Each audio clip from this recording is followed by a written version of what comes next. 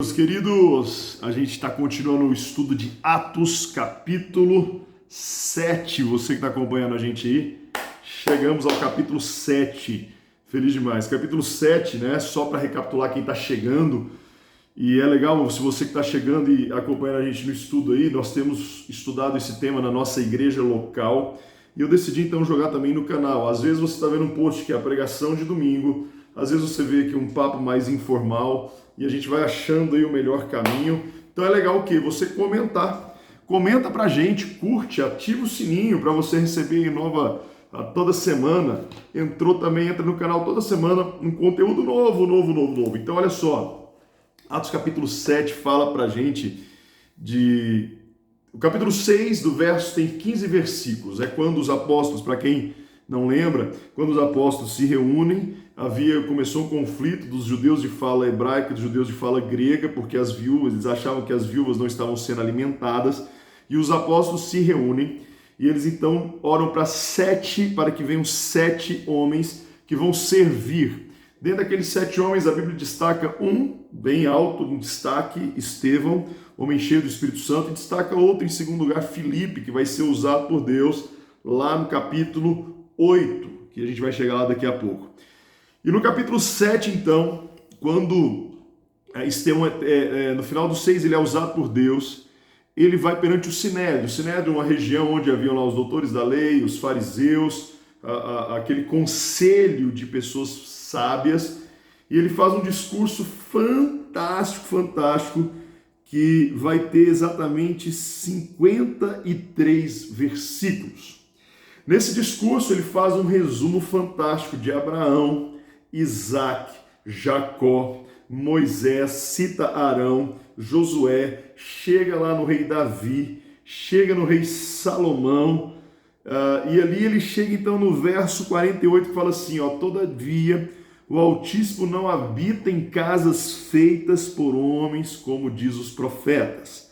O céu é o meu trono e a terra o estrado dos meus pés. Que espécie de casa vocês me edificarão, diz o Senhor? Ou onde seria o meu lugar de descanso? Não foram as minhas mãos que fizeram todas essas coisas? E ele entra no 51, povo rebelde, obstinado de coração e de ouvidos, vocês não são iguais aos seus antepassados, sempre resistem ao Espírito Santo. Qual dos profetas e seus antepassados não perseguiram? Eles mataram aqueles que prediziam a vinda do justo, de quem agora vocês se tornaram traidores e assassinos, vocês que receberam a lei por intermédio de anjos, mas não lhe obedeceram. Estevão, vai de frente a esses homens, e ele tem 2 pontos no final. Ele fala, olha, primeiro, se vocês não entenderam ainda que não é mais um templo físico que o Senhor habita, que ele derramou o Espírito Santo, e que pelo fato de vocês rejeitarem e perseguirem os profetas, vocês são um povo rebelde e obstinado. Rebelde porque vão contra o Senhor, obstinado porque não tem mais um padrão, começam a perseguir aqueles que de fato são seus irmãos, se a gente for pensar. Nesse momento começa a perseguição da igreja. Presta atenção no capítulo 7. Estevão ensina qual é a verdadeira habitação do Senhor. Deus não se limita em lugar. Até hoje tem pastores e líderes que acham que Deus fala apenas na igreja dele, no lugar dele. O prédio é muito importante. O prédio, na minha concepção, é a igreja, mas a igreja também é o templo do Espírito Santo, somos nós. O prédio, a comunhão é fundamental. Eu não tenho que desprezar o prédio. Eu só não posso achar que Deus só fala aqui no prédio. Eu estou aqui na secretaria da onde eu sirvo a Jesus na igreja aqui. Deus não fala só aqui, ele fala em vários lugares. E ele usa as pessoas que são templo do Espírito Santo. E ao relatar essa história bíblica, Estevão destaca uma obra poderosa.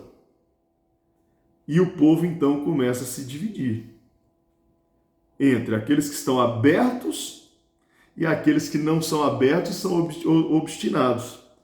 Então, ele cita lá em Arão e fala, olha, quando Moisés subiu, o povo fez um bezerro de ouro. Ele divide em dois tipos, aqueles que estão abertos a entrar no mover e aqueles que a obstinação de não aceitar o mover até cegam e se tornam rebeldes. E aí então lá no verso 38 ele faz um contraste entre o tabernáculo e o templo, né? Voltando a falar sobre tabernáculo e templo, né? Ele fala assim, ó, no verso 38, ele estava na congregação no deserto e o anjo que lhe falava no Monte Sinai e com os nossos antepassados e recebeu palavras vivas para transmiti-las a nós. Ele estava lá com o Senhor. Estevão está querendo dizer, olha, vocês têm que perceber que Deus fala com cada um. Deus fala com cada um, é um novo momento. Deus age na soberania dele, aonde ele quiser. Olha o que acontece no verso 54. Ouvindo isso, ficaram furiosos e rangeram os dentes contra eles. Mas Estevão, cheio do Espírito Santo, levantou os olhos para o céu e viu a glória de Deus. Verso 59. Então apedrejavam Estevão, e este orava, Senhor Jesus, recebe o meu espírito. Então caiu de joelhos e bradou, Senhor, não os considere culpados deste pecado. E tendo disso, adormeceu. E no verso 1 diz que o jovem Saulo consentia na morte de Estevão. De repente, quando Estevão é apedrejado, há um alarde entre o povo de Deus.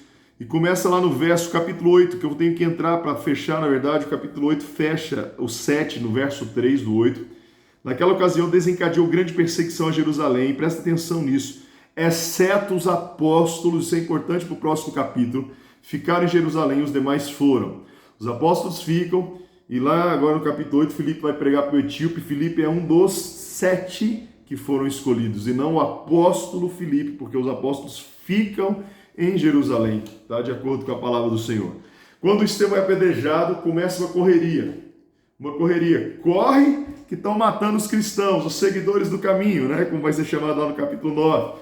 Mas a perseguição da igreja, grava isso, faz com que eles vão para vários locais. E cristão, meu irmão, crente é muito legal, porque aonde ele mora, o que acontece? Ele reúne a família, ele começa a orar, ele começa a testemunhar, e ali começa a chegar pessoas, um grupo pequeno, e a igreja começa a crescer. Então, a partir do capítulo 7, do apedrejamento de Estevão, começa a grande dispersão, e a gente vai ver agora 2 ministérios muito fortes a partir de agora, o ministério de Pedro e depois o ministério de Paulo e a plantação de igrejas. Atos capítulo 7 nos ensina 2 coisas principais, e talvez uma conclusão, né? Primeiro, Deus habita onde Ele quer, e nós somos o templo do Espírito Santo, e nós não devemos fechar os olhos para o mover e sermos obstinados no nosso desejo natural. Tudo que fizermos, devemos fazer cheios do Espírito Santo, e sempre quando há uma perseguição, porque existem momentos de paz e momentos de perseguição, Deus promove isso para o crescimento do Evangelho. Atos capítulo 7, que Jesus possa te alimentar. Curte, compartilha, comenta, isso ajuda demais. A gente está cada dia crescendo o número de inscritos e eu estou vendo pessoas sendo abençoadas.